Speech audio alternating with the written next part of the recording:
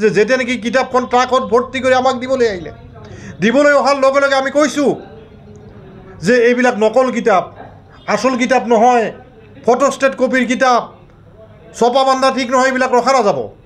প্ৰিন্সিপালে কৈছে এইটোতো আমাৰ কৰিব লগা একো নাই, আমিতো টকা পইচা একো দিব নালাগে। BTR শিক্ষা বিভাগৰ সঞ্চালকে চিঠি দিছে আপোনাৰ কিতাপখন ৰাখি থওক, গতিকে তুমি ৰাখি থৈ দিয়া, নহ'লে তেওঁলোকে ধৰিব। কাৰণ BTR শিক্ষা বিভাগৰ যি সঞ্চালক তেওঁ কোন? BTR যি চিফৰ একেবাৰে ঘনিষ্ঠ, শিক্ষা বিভাগৰ কাৰ্যবাহী সদস্য, তেওঁৰ একেবাৰে সাংঘাতিক অনুগত ব্যক্তি।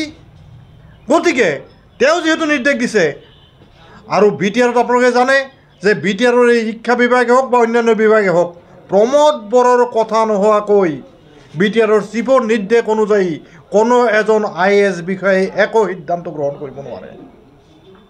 গতিকে এই সমগ্ৰ কেলেংকাৰীটো শিক্ষা বিভাগত এই বৃহৎ কেলেংকাৰী এটা, জ্ঞানৰ কেলেংকাৰী, পৃথিৱীজোৰা এই BTRক কলংকিত কৰাৰ যি কেলেংকাৰী, সেই কেলেংকাৰীৰ মূল পৃষ্ঠপোষক শীৰ্ষত থকা ব্যক্তিগৰাকী কিন্তু প্ৰমোদ বড়ো ডাঙৰীয়া। গতিকে আমি এই বিষয়টোৰ ওপৰত এটা উচ্চ পৰ্যায়ৰ, সৰ্বোচ্চ পৰ্যায়ৰ তদন্ত বিচাৰিছোঁ। এইটো হ'ল প্ৰথম বিষয়। এই কেলেংকাৰীৰ লগত যিসকল জড়িত তেওঁলোকৰ বিৰুদ্ধে অতি শীঘ্ৰে আইনগত ব্যৱস্থা গ্ৰহণৰ আমি দাবী জনাইছোঁ। তাৰ লগে লগে যিহেতু জ্ঞানৰ কথা কয়, শিক্ষাৰ কথা কয় BTR চিফগৰাকীয়ে, তেওঁৰ এই পদত থাকি ইমান ডাঙৰ এটা কেলেংকাৰী হোৱাৰ পিছত তেওঁৰ পদত থকাৰ অনৈতিক অধিকাৰ আছে নাই, সেইটো তেওঁৰ বিবেকৰ ওপৰত আমি এৰি দিছোঁ। যে BTRত মানে এনেকুৱা এটা কেলেংকাৰী হৈছে যে জ্ঞানৰ পৃথিৱীত কলংকিত হৈ পৰিছে BTR। আপোনালোকে জানে যে আমাৰ যি BTR চিফ প্ৰমোদ বড়ো ডাঙৰীয়া ক্ষমতাত অহাৰ পিছত ইয়াত নলেজ ফেষ্টিভেল পাতে, অৰ্থাৎ জ্ঞানৰ মহোৎসৱ পাতে, কোটি কোটি টকা ব্যয় কৰি দেশ বিদেশৰ পৰা মানুহ লৈ আহে। আৰু সেইগৰাকী ব্যক্তিৰ শাসনাধীন BTRত এইবাৰ হৈছে জ্ঞানৰ পৃথিৱীত এটা ভয়াৱহ কেলেংকাৰী। জ্ঞানৰ পৃথিৱীত এই ভয়াৱহ কেলেংকাৰীটো কি? এই কেলেংকাৰীটো হৈছে যে মানুহ এজনে কষ্ট কৰি কিতাপ লিখে, প্ৰকাশকে কিতাপখন লিখাৰ কাৰণে লেখকক পইচা দিয়ে, গৱেষণাৰ কাৰণে পইচা দিয়ে, কিন্তু সেই কিতাপখন কষ্ট কৰি যিসকলে লিখিলে, যিসকলে কষ্ট কৰি আপোনাৰ প্ৰকাশ কৰিলে, তেওঁলোকৰ অজ্ঞাতে আন কিছুমান প্ৰতিষ্ঠানে সেই কিতাপবিলাকৰ ফটোকপি কৰি ছপা বন্ধাই সেইবিলাক বিক্ৰী কৰিছে। ক'ত? পৃথিৱীৰ আন ক'তো নহয়, সেইটো সম্ভৱ নহয়। এই BTRত তেওঁলোকে বিক্ৰী কৰিছে।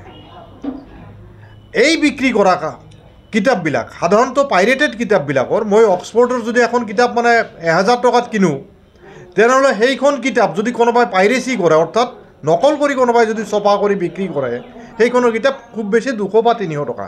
কাৰণ তেওঁলোকে লেখকক পইচা দিব নালাগে। এজন ভাল লেখকে এখন কিতাপৰ পৰা 20% ৰয়েল্টি পায়। এখন কিতাপৰ পৰা 20% ৰয়েল্টি, অৰ্থাৎ এখন যদি 1000 টকাৰ কিতাপ হয়, 200 টকা যাব আপোনাৰ লেখকে পাব। কিন্তু এই যিবিলাক নেকি পাইৰেটেড মানে কিতাপ বিক্ৰী কৰে, তেওঁলোকে কোনো আপোনাৰ হেৰি দিব লগা নহয়, ৰয়েল্টি দিব লগা নহয়, লেখকক আগতীয়া কোনো পইচা দিব লগা নহয়। তেওঁলোকে কিতাপখন ফটোষ্টেট কৰিলে আৰু মানে বিক্ৰী কৰি দিলে, সেইটো হৈছে কাৰবাৰ। আৰু সেইকাৰণে 1000 টকাৰ কিতাপখন পাইৰেটেড বজাৰত, অৰ্থাৎ নকলৰ বজাৰত, বিশেষকৈ দাৰিয়াগঞ্জ মানে সৰজনী মাৰ্কেটত এই কিতাপবিলাক বিক্ৰী কৰা হয়। 1000 টকাৰ কিতাপখন 200 টকাত বিক্ৰী কৰা হয়, 300 টকাত বিক্ৰী কৰা হয়। কিন্তু এই পাইৰেটেড কিতাপৰ ক্ষেত্ৰত এনেকুৱা এটা কেলেংকাৰী মানে BTRত হৈছে, এইটো না ভূত না শ্ৰুত ঘটনা। এখন 300 টকাৰ কিতাপ ইয়াত বিক্ৰী কৰা হৈছে 12,000 টকাত। 500 টকাৰ এখন কিতাপ বিক্ৰী কৰা হৈছে 15,000 টকাত। 15,000 নহয় দেই, 15,000 টকাত এখন 500 টকীয়া কিতাপ বিক্ৰী কৰা হৈছে। কিমান ভয়াৱহ কথা।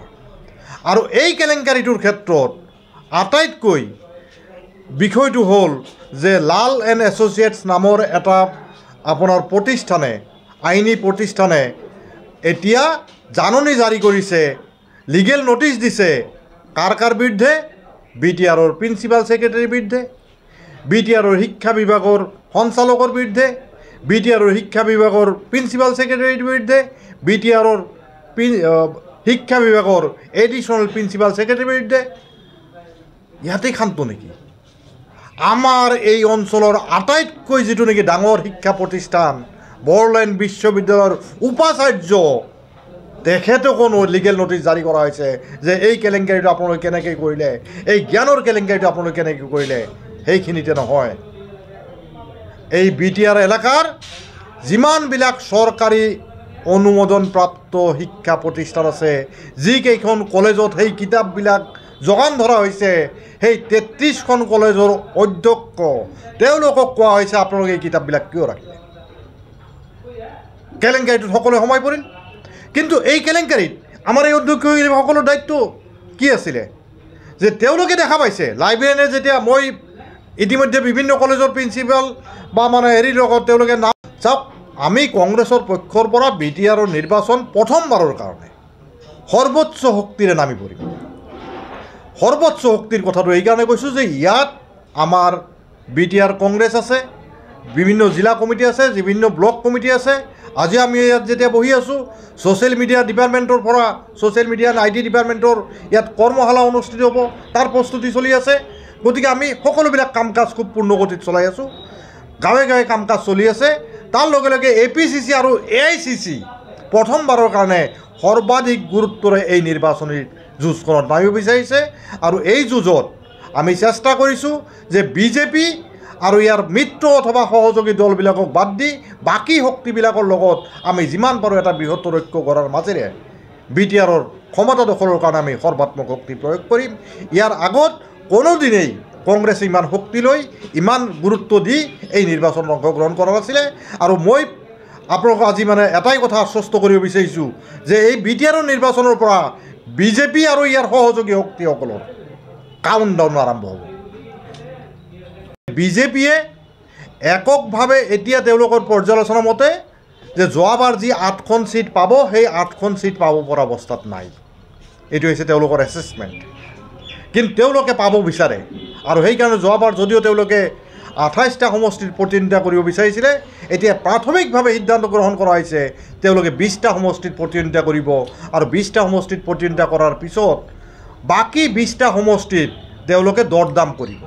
কৌশলপূৰ্ণ মিত্ৰতা মুখ্যমন্ত্ৰীয়ে কৈছে ইতিমধ্যে 12 তাৰিখতে মুখ্যমন্ত্ৰীয়ে ঘোষণা কৰিছে যে তেওঁলোকে NDA হৈ নিৰ্বাচন কৰিব, কিন্তু অকলশৰে নিৰ্বাচন কৰিব। কাৰণ UPPLৰ লগত গ'লে তেওঁলোকৰ অৱস্থা নাথাকে। ইমান জনমত মানে UPPLৰ বিৰুদ্ধে, আৰু UPPLৰ বিৰুদ্ধে থকা মানে BJP শাসনত আছে, BJPৰ বিৰুদ্ধে জনমত।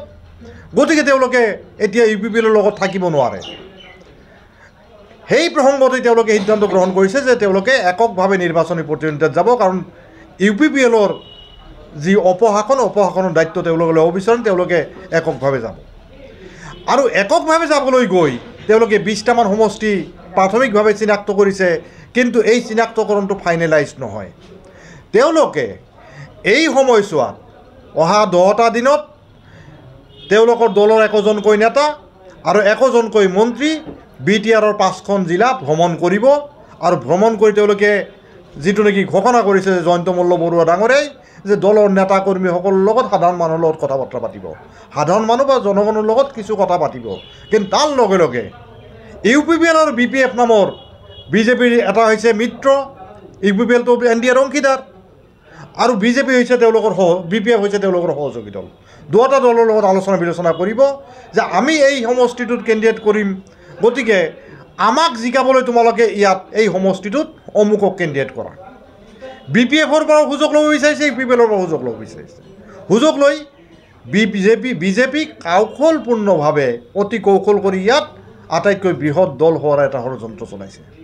গতিকেই এই ষড়যন্ত্ৰৰ ফান্দত BPF আৰু UPPL দুটা দল কিন্তু ভৰি দি আছেই। গতিকে আমি BTRৰ জনগণক সজাগ আৰু সচেতন কৰিব বিচাৰিছোঁ।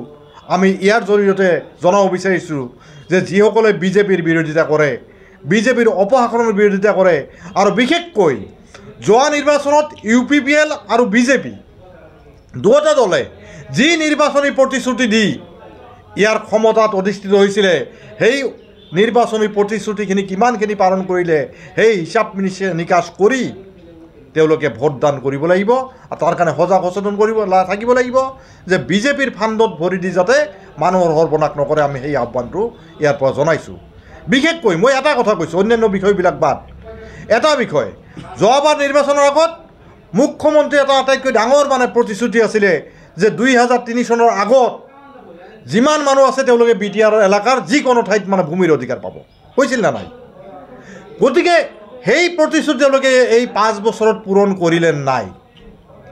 2003 চনৰ BTC চুক্তি মতে, BTC আইন মতে যিখিনি মানুহে 3 চনৰ আগৰ মানুহখিনি ইয়াৰ ভূমিৰ অধিকাৰ পোৱাৰ যোগ্য, সেই ব্যক্তিসকল মুখ্যমন্ত্ৰী কৈছিলে, আজিৰ মুখ্যমন্ত্ৰী সেই সময়ৰ মন্ত্ৰী প্ৰভাৱশালী মন্ত্ৰী, তেওঁ কৈছিলে যে তেওঁলোকে ভূমিৰ অধিকাৰ পাব। তেওঁলোকে ভূমিৰ অধিকাৰ পাইছে নে নাই?